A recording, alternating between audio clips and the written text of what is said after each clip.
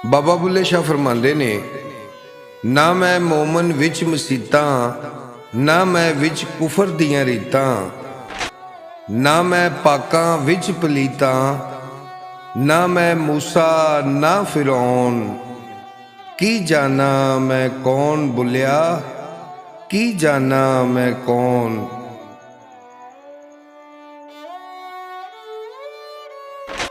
ना मैं विच पलीती पाकी, ना विच शादी ना गमनाकी, ना मैं आबी ना मैं खाकी, ना मैं आतश ना मैं पौन।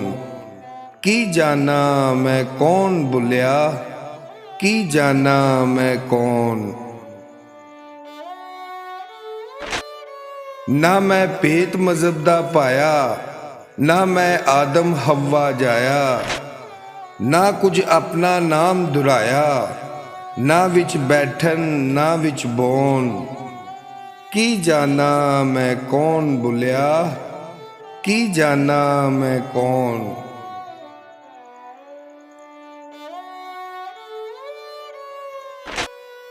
अव्वल आखिर आप नू जाना, ना कोई दूजा होर पहचाना, मेथों वध ना कोई सियाना। बुलिया ओ खड़ा है कौन। की जाना मैं कौन बुलिया, की जाना मैं कौन।